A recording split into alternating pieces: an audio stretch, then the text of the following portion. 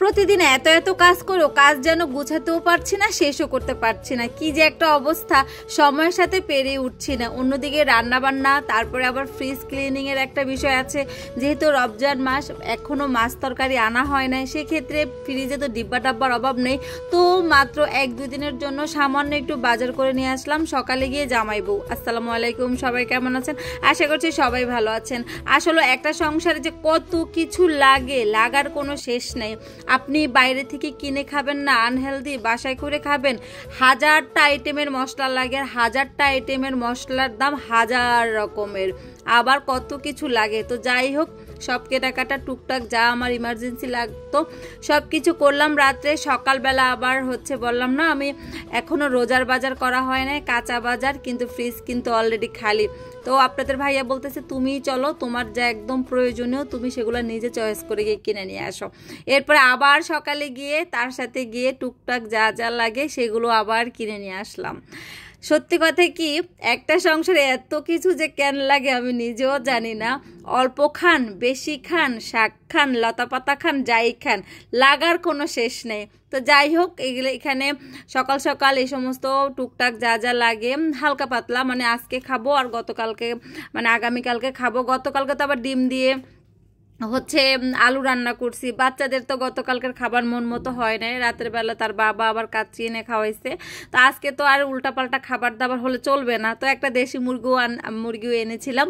তাই আজকে মুরগি রান্না করব, আর এগুলো সব কিছু ধুয়ে রেখে দিব, কারণ টাকি মাছের ভর্তা কিছু মজা, আর চিংড়ি মাছের সাইজটা কিন্তু সুন্দর, এগুলো দিয়ে ভুনা করলেও মজা, আবার সবজি করলেও মজা। যাই হোক, করলা ভাজি খাওয়া হয় না অনেক দিন, এত কিছুর মাঝেও কিন্তু নিজের পছন্দের খাবারের কথাও ভুলা যাবে না।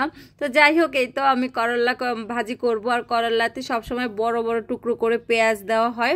তো এমনিতে আজকে দিলাম না, এমনি পেঁয়াজ অনেক কাটা ছিল, সেখান থেকে দিয়ে দিলাম।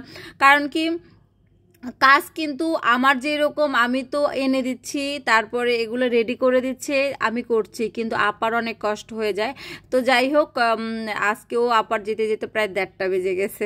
কি আর করবো বলেন, আসলে শেষ সময়টাতে এসে বাজার অন্যগুলো না করলেও বাসায় টুকটাক ওটা সেটা লাগেই। আর এখন এই প্যারাটা মানে প্রত্যেকটা ঘরেরই। তারপরে তো এখনো শপিং এর প্যারা রয়েই গেছে, তবে অনেক আপুরাই শপিংটা আগে শেষ করে ফেলতেছেন, এটা খুব ভালোই করতেছেন। আসলে রোজার দিন এগুলোও করা যায়। তো আমি যেহেতু আসলে শপিং এর দিকে যাই না, বাসার এগুলো করতেছি, একটা না একটা তো শেষ করতে হবে।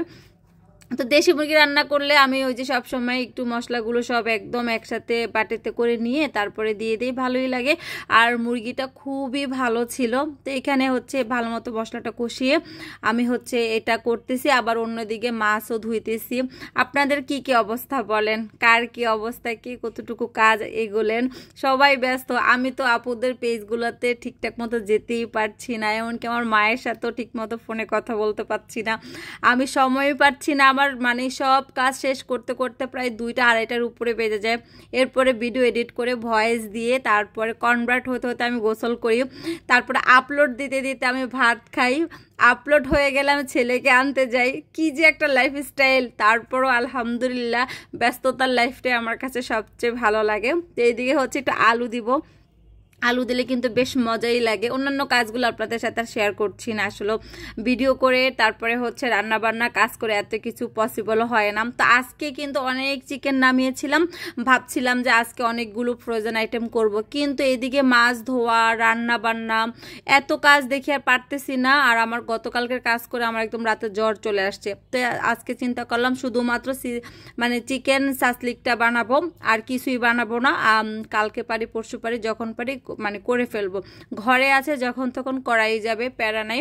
তো এইদিকে যেহেতু কাঁচা বাজারটা এখনো করা হয় নাই, আর এত এত খাবার ফ্রোজেন করা হচ্ছে, তো সেই ক্ষেত্রে একদম ফ্রিজটা পরিষ্কার করে দেখেন ডিব্বা ডাব্বির অভাব নাই, মানে পৃথিবীর সব বক্স মানে আমার এই ডিপ ফ্রিজে আছে। শুধু আমার না, প্রত্যেকটা আপুরই কিন্তু সেম অবস্থা, ডিব্বা ডাব্বির আর অভাব নেই। তো এখানে অল্প একটু পানি দিয়েছি, বেশি একটা পানি দিব না, বেশি পানি দিলে একদম পানসে পানসে হয়ে যাবে। রান্না শেষ, একদম সিম্পল রান্না। এই তো টাকি মাছটাও ধোয়া শেষ, লাল চৌয়া মাছ এনেছি 1000 টাকায় কেজি, অথচ আমাদের গ্রামে মাত্র 200 টাকা কেজি। তো যাই হোক, এই ক্যাপসিকামগুলো কেটে নিলাম, সব সাসলিক বানাবো। এই সাসলিকের রেসিপিটা আমার লাইফস্টাইল অফ রিসনা পেজে যাবে। আর ক্যাপসিকামগুলো কেটে ফ্রোজেন করব। আসসালামু আলাইকুম।